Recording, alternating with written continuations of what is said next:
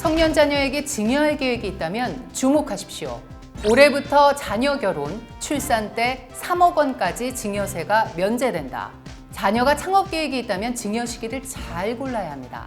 자녀들 창업 지원 5억 원까지는 증여세 없다. 가족 간에 비슷한 돈이 오고 가는데 어떤 사람은 증여세 제도를 잘 알아서 세금을 한 푼도 안 내고 나는 몰라서 증여세 폭탄을 맞는다면 억울하지 않겠습니까? 오늘은 누리세무그룹 김철은 세무사와 함께 시니어들의 최대 관심사 증여세 폭탄 피하는 법에 대해 알아보겠습니다. 네, 지난 시간에 이어서 증여세 폭탄 피하는 법에 대해서 우리 김철은 세무사님과 함께 자세하게 알아보도록 하겠습니다. 반갑습니다. 안녕하세요. 네. 올해부터 결혼이나 출산하는 자녀에게 1억 원의 비과세 증여 한도가 추가된다. 제가 이런 기사를 봤습니다. 네. 네. 기존에는요, 부모가 자녀에게 재산을 증여할 때는 네. 10년 동안 통틀어서 5천만 원까지는 증여세가 없었어요. 네네. 근데 5천만 원 기준이 너무 작은 거 아니냐라는 그쵸. 얘기가 많이 예, 나왔었어요. 물가도 엄청 네. 많은데. 그렇기 때문에 결혼을 하는 자녀에 대해서 5천만 원에, 기존 5천만 원에 추가로 1억을 더 더해서 1억 5천만 원까지는 증여세를 안 내게 해줄게, 요 내용입니다. 네. 자, 결혼과 출산을 모두 하면 양가 3억 원 플러스 또 3억 원 해가지고 총 6억 원. 요렇게 어떻게 면제가 됩니까? 어떻습니까? 결혼 때 3억, 양가 1억 네. 5천, 1억 5천. 예. 출산을 하고 또 양가 1억 5천, 1억 5천 받으면 그렇죠. 총 6억 원이 되지 않을까 생각을 하는데요. 이 결혼과 출산을 합쳐서 1억 원입니다. 그 하나의 그냥 한 사건으로 그냥 보내요. 맞습니다. 그 둘 중에 하나만 해당되는 거네요. 네, 그래서 양가 합쳐서 최대 3억까지. 3억까지. 네. 자, 양가 부모님으로부터 증여를 받을 때 네. 뭐 신고 기간이라는 게 네. 따로 당연히 있겠죠? 네. 혼인신고일 앞뒤로 2년 내에 받아야 돼요. 2년에서 하루라도 지나가지고 네. 받으면 이 1억 추가로 받는 거 혜택 못 받습니다. 네. 그리고 증여를 받았다. 그럼 나 이거 받은 거 신고하는 기간이라는 거는 네. 증여를 받은 날로부터 네. 3개월. 명확하게 3개월. 말씀드리면 증여를 받은 날이 속하는 달의 말일. 그러니까는 오늘이 예를 들어서 1월 15일이라고 하면은 1월 15일. 네. 그러면은 1월이 15일이 속한 달은 1월 31일이 31일 마지막 날이죠. 그 네. 날로부터 3개월이니까 4월 30일까지. 4월 30일까지. 네. 아, 그렇게 계산을 하는 거군요. 맞습니다. 예. 네, 그러면은 그 자녀가 네. 결혼을 여러 번 한 네. 경우에는요. 한 자녀가. 한 자녀가 네. 결혼을 하고 다시 이혼을 하고 다시 네. 결혼을 하고 결혼을 한 혼인 신고를 한 앞에 2년 뒤에 2년 총 4년 동안에 대해서 한 번만 적용을 해요. 네. 그렇기 때문에 만약에 결혼을 할 때 결혼을 하고 증여를 받았어요. 네. 한 2년 있다가 이혼을 하고 네. 또 다시 결혼을 하게 됐을 때는 네. 새롭게 다시 받을 수가 있게 되는 아, 거죠. 네. 그리고 이게 아직까지는 법이 명확하게 다 나온 게 아니고요. 뭐 몇 년, 뭐 어디까지 이런 게 아주 정확하게는 네, 아니다. 세부 내용은 지금 안 나온 네. 상태고요. 국회 통과를 한 게 얼마 안 됐고요. 네. 이제 이 내용을 가지고 이제 세세한 규정들을 만들어가고 있는 중간이에요. 네. 자, 자녀들 창업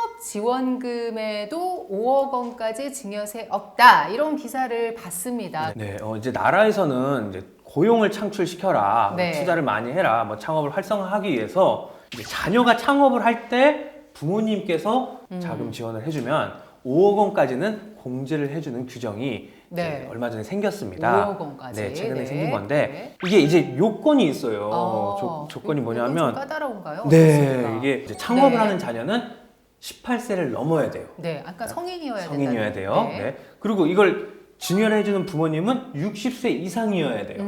네. 그리고 자녀에게 주는 거는 돈 같이 현금이나 네. 예금으로 줘야지 부동산 같은 걸로 주면 안 됩니다. 아, 부동산은 안 됩니까? 부동산은 안 돼요. 네. 또 추가적으로 2년 내에 회사를 만들어야 되고요. 네. 창업을 해야 되고 4년 내에 그 돈을 다 써야 돼요. 오. 네, 이렇게 하면은 5억에 대해서 세금은 일단은 안 매길게. 네. 일단은 안 매길게. 네. 나중에 그 부모님, 60세 넘었던 부모님이 돌아가게 되면 이거는 이제 상속세로 해가지고 네. 다시 정산을 하자. 아. 네. 근데 궁금한 게 네. 이제 사업이라는 게 이제 하다 보면 또 실패를 할 수가 네. 있잖아요. 그래서 2년 내에 창업을 했는데 네. 실패를 해서 네. 조금 있다가 다시 이제 또 그러면 그때도 이제 건건이 이게 공제가 되는 건지 네. 궁금합니다. 네, 맞습니다. 그러한 것도 규정이 있는데요. 네. 일단은 같은 업종으로 창업을 한다. 만약에 네. 내가 음식점을 하다가 망했어. 다시 음식점을 해요. 네. 그러면은 이건 창업으로 안 보는 규정이 있어요. 아, 그건 창업이 네, 아니에요. 새로운 일을 했을 경우에는 창업이 가능하지만 같은 이런 것들도 다 법으로 해가지고요. 같은 카테고리 안에 있으면 같은 업종으로 보기 때문에 네. 두 번째로 하는 거는 창업으로 보지 않습니다. 부모님이 자산가여서 창업을 하려는 자녀에게 20억 원을 지원한다고 하면 증여세 얼마 나올지. 자녀에게 20억 원을 지원을 해주는 거예요. 네. 그러면은 부럽다. 네. 5억까지는 세금이 안 나온다고 했잖아요. 그럼 네. 20억 원에서 5억을 뺀 일단 빼고 15억. 15억. 그리고 이거에 대해서 세율은 그냥 10%예요. 단순해요. 그래서 15억의 10%인 1억 5천의 증여세를 내게 됩니다. 아, 그 전 시간에 했던 거 있잖아요. 네. 그 1억 원이었을 땐 10%, 그 다음 구간에서는 네. 20, 30, 40, 네. 50 막 이렇게 늘어나던데 그거랑은 다르네요. 그거랑 다르게 이건 혜택이기 때문에 네. 10%인 거고요. 네. 이걸로 해서 1억 5천 내고 끝내는 게 아니라요. 네. 이제 부모님께서 돌아가셨을 때 그땐 또 이거는 다시 한번 상속세와 상속세로 관련해서 정산을 또 하게 됩니다. 정산을 내야 돼서 네, 그러면 맞습니다. 돈을 어쨌든 그때 더 내야 될 수도 내야 있겠네요. 될 수도 있습니다. 네. 네. 자, 자녀가 이제 2명이면 또 어떻게 됩니까? 이것도 역시 뭐 각각 적용이 되나요? 네, 자녀가 둘일 경우에 네. 자녀가 둘 다 창업을 한다고 해요. 네. 마찬가지로 각각 적용이 됩니다. 이거 오. 증여세는요. 네. 주는 사람과 받는 사람만 봐요. 그렇기 때문에 아버지가 첫째한테 주는 거는 그 둘에 대해서 증여세 한 건 발생해서 요거에 대해서 신고와 특례가 들어가는 거고요. 네. 둘째가 동생도 아버지한테 받으면 그 건에 대해서만 또다시 적용을 하고 네. 이 특례를 받기 때문에 네. 두 번 특례를 받을 수가 있습니다. 네. 사람이 다르니까. 네. 네. 그리고 또 한 가지 더 말씀드릴 거는요. 이 둘, 네. 자녀 둘이 같이 공동으로 해서 음식점을 낸다고 그래요. 그럴 수 있죠. 네. 네. 이렇다 하더라도 네. 둘 다 두 배로 두 번 두 번 적용을 적용을 받을 수가 수 있습니다. 있다. 네. 네, 알겠습니다. 이거 굉장히 꿀팁이네요. 네. 네. 자, 자녀들 창업을 지원하는 거 아까 전에 예. 현금만 가능하다고 말씀을 해주셨어요. 네. 부동산은 안 된다고 하셨는데 왜 부동산 안 됩니까? 네. 이 부동산 안 되는 이유는 뭐냐 하면은요. 이걸 또 다시 악용할 소지가 있어요. 어떤 거냐? 뭐 한 이 건물이 50억이라고 할게요. 네. 팔아서 자녀한테 50억을 줘요. 네, 팔아서 50억. 네, 그럼 팔 때 양도세를 한번 내게 됩니다. 그렇죠. 엄청난 네. 세금을 내게 네. 됩니다. 그래서 양도세를 내고 난 나머지 현금만 자녀한테 줘요. 이러는 것보단 그럴 바에는 그냥 이 50억짜리 건물을 줘버리면 그냥 양도세도 안 내고 혜택 볼 수 있겠네? 그러니까요. 생각을 할 수 있어요. 그래서 양도세를 내야 하는 것들, 부동산 뭐 이런 것들은 상장 네. 주식이나 뭐 이런 것, 대주주의 주식이나 이런 것들은 네. 먼저 양도세 한번 내시고요. 내고 그리고 네. 나서 그 나머지 부분에 대해서 또 네, 증여세를. 현금으로 증여하세요. 네. 요 내용인 겁니다. 자, 갑자기 궁금한데 우리가 부모님한테 돈을 네. 이제 좀 빌릴 수도 있잖아요. 네. 그냥 받는 게 아니라 네. 차용증 같은 거 써주고 네. 네. 그러면 이 돈의 성격이 증여인지 네. 빌린 돈인지 네. 요거를 또 어떻게 뭐 판단을 어떻게 해야 되나요? 자, 이게 증여로 돈을 주는 건지 아니면 네. 빌려주는 건지 이거를 앵커님 같은 건 어떻게 판단을 하실 것 같으세요? 글쎄요, 뭐 진짜 만약에 네. 빌린 거다 그러면은 그 부모 자식 사이지만 뭔가 공증 같은 거를 받을 수도 있을 것 같아요. 제3자에게 돈을 빌려줄 때의 개념으로 접근을 하면 돼요. 제3자. 네, 법에서는요, 부모 자식 간의 돈 거래는 주는 거지, 네. 이걸 빌려주는 걸로 보지 않는다, 추정하지 않는다라고 적혀 있어요. 네. 그래서 이걸 빌려준 거라고 내가 증명을 하려고 한다면은 제3자한테 하듯이 네. 진짜로 만약에 누군가에게 돈을 빌려줘요. 네. 그럼 당연히 돈을 받기 위해서 차용증도 쓸 거고요. 그렇죠. 나는 그 돈 은행에 맡기면 이자 받을 수가 있는데 이걸 그냥 빌려줘? 아니 그렇게 못하지. 나도 못하지. 이자를 받아야지. 이자는 챙겨야지. 네, 이자 받아야 되고요. 네. 또 이거 차용증 쓴 거 나중에 어떤 일이 어떻게 발생할지 모르기 때문에 공증도 받아야 되고요. 네, 그렇죠. 그리고 네. 만약에 내 돈 떼일 수도 있잖아요. 네. 그렇기 때문에 이 사람이 부동산을 갖고 있어요. 그럼 네. 거기에 뭐 근저당을 설정을 할 수 네. 있고요. 이런 식으로 다 준비를 해 놓는다고 하면은 누가 봐도 이건 빌려준 거기 때문에 근데 네. 그쵸 맞긴 한데 네. 원칙적으로는 네. 부모 자식 간에 근데 이제 네. 조금 약간 이 정도면 너무 네. 과한 거 아닌가. 그리고 특히 이자 부분에 관해서도 네. 이자 말이 이자지 부모 자식 간이니까 예를 들어서 말도 안 되게 낮은 10,000원 이렇게 하면 네. 받을게. 네. 굉장히 큰 돈을 빌려주고 네. 이런 것도 인정이 됩니까? 자, 부모 자식 간에 뭐 이런 걸 다 하느냐, 그러니까요. 피를 나눈 사람인데 네. 그래서 그냥 주는 걸로 봐요. 사실 제가 그래서 그렇구나. 실무에서 내용을 설명을 드리면은요, 네. 부모님은 네. 이제 뭐 빌려준다라고 얘기해요. 그래서 제가 네. 부모님께 따로 조용히 물어봐요. 이거 진짜 자녀한테 빌려주는 거예요? 그러면은 아니 돈을 제가 없으니까는 네. 일단은 주는데 빌려주는 건데 나중에 돈을 받을 수 있으면 네. 받는 거고 못 받으면 못 뭐 받으면 어쩔 수 없지. 없는 거지. 네. 보통 네. 부모님들이 다 다 그런 그렇습니다. 마음이잖아요. 예, 네. 그건 그냥 주는 거예요. 누가 봐도.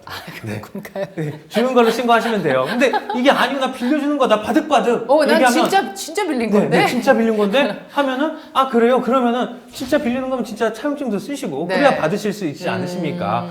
뭐 상황 봐서 나중에 뭐 자녀가 못 주면 못 받는 거지. 이건 그냥 주는 거예요. 네.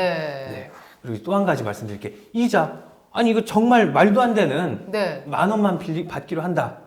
공무원이 봤을 때 이거 받을 생각 없으신 거다. 말이 빌려준 안 게 아닌 된다. 거다. 네. 사회 통념. 네, 사회통념. 여기는 또 한 어긋난다. 가지 더 나가요. 또 뭐가 있나요? 여긴 법을 정해놨어요. 그래서 그래서 법정 이자율이라도 법정 이자, 있나요? 네, 당좌 대출 이자율이라는 게 있어요. 지금 현재로서는 네. 4.6%예요. 4.6%. 또 무이자, 네. 무이자로 빌려준 건 어떻게 되는데라고 하는데 이거는 규정을 정해놨어요. 그래서 2억 1,000만 원 정도까지는 네. 무이자로 빌려줘도 괜찮습니다. 자, 증여세가 부과되면 뭐 그때 가서 사실 이거 빌린 돈이었거든요. 네. 뭐 요렇게 나중에 가서 막 우겼을 때. 네, 질문이 많이 옵니다. 네. 나중에 걸렸을 때 그때 네. 가서 계약서 쓰면 안 되나요? 그러니까요. 네, 문제가 되고요. 문제 되나요? 안 하길 권해드려요. 이게 이제 네. 무서운 이야기가 나오는데 네. 포렌식이라고 아세요? 포렌식 들어갔죠. 포렌식, 네. 네. 내가 이 계약서 사실은 어제 만든 건데 뭐 5년 전에 했다라고 만약에 우기잖아요. 그러니까요. 공무원이 막 커피도 엎지르고 네, 막 이렇게 네, 해서 맞습니다. 종이 막 방금- 누렇게 만들어 그렇습니다. 가지고. 공무원에서 이제 우편이 날라와요. 네. 이거 종이 좀 찢어도 되겠습니까? 찢어서 이제 포렌식에 들어가는 거예요. 네. 이 종이는 언제 만들어졌고 이 잉크는 다 언제 나오나요? 쓰여졌고 도장은 언제 찍힌 거다 다 나오게 돼요. 이러기 때문에 반대로 나는 이거 만든 거 증빙을 하려면 너무 억울하지 않느냐. 그래서 나오는 게 내가 이 계약서를 만들면은 네. 받아야 될 게 공증을 받아야 돼요. 그쵸, 그쵸. 공증을 네. 받으면 내가 언제 이 계약서를 만들고 도장을 찍었다라는 게 바로 다 나옵니다. 나오죠. 그 공증 네, 받았으니까. 공증 받는 거예요. 그 공증 비용이 이제 뭐 부담스럽다 10만 원 넘고 뭐 이러기 네. 때문에 난 부담스럽게 가기도 힘들고 그 다음 방법이 있어요. 어떤 방법이? 내용 증명이라고 하시죠? 네네. 우체국에 가서 똑같은 계약서를 3개를 만들고요. 네. 그래서 하나는 우체국에, 하나는 내가, 하나는 그 상대방이 이렇게 받는 거를 하면은 내용 증명으로 해서 그 날짜에 이 계약서가 만들어졌다는 걸 우리가 증빙을 할 수가 있어요. 그렇죠. 네. 보낸 날짜가 있으니까. 맞습니다. 네. 요게 한 5,000원 하고요. 이것도 너무 비싸다. 네. 라고 하면은 이 계약서를 가지고 등기소를 찾아가세요. 가까운. 등기소. 네. 등기소 가면은 거기에 이제 확정일자라는 걸 찍어줍니다. 네. 이 문서는 언제 만들어진 거예요? 라고 찍어주는 건 600원이면 아는 분 중에 부모님이 돌아가시기 전에 아파트를 팔아서 미리 자녀들에게 이렇게 증여하는 분이 뭐 주변에 좀 있습니다. 돌아가시기 전에 증여하는 것, 그리고 나중에 상속하는 것. 자, 이것 때문에 굉장히 다들 고민들이 많으신 것 같아요, 부모님들이. 뭐 어떤 방법이 더 나을까요? 네, 이렇게 딱히 어떤 방법이 낫다는 네. 건 사실 없어요. 없어요. 그 네. 100명이면 100명에 맞게끔 다 방법이 다른데요. 경우의 수가 혹시 다 다른가요? 네, 맞습니다. 네. 일단은 먼저 말씀 주셨던 거 아파트를 팔아서 증여를 하겠다. 네. 아니면 팔아서 뭐 나중에 주겠다. 네. 이거는 일단은 제가 웬만하면 특별한 상황이 아니면 권해지지 않는 게 네. 팔 때 양도세가 먼저 나와요. 그렇죠. 그게 좀 상당하죠. 네, 이게 엄청나고요. 네. 뭐 이 양도세 혜택을 받으실 수 없는 분이라면 일단은 팔면서 이제 증여할 수 있는 금액 자체가 내 재산이 네. 줄어들게 됩니다. 그리고 그게 아닌 경우 지금 증여를 하는 게 좋을까요? 아니면 내가 나중에 죽고 죽은 나서, 다음에 네. 죽고 나서 상속으로 가는 게 나을까요?라고 이야기를 할 때는 건강 상태와 나이를 보게 됩니다. 이분이 증여를 했어요. 부동산이나 이런 걸 증여를 하고 네. 10년 내에 돌아가시게 되잖아요. 네.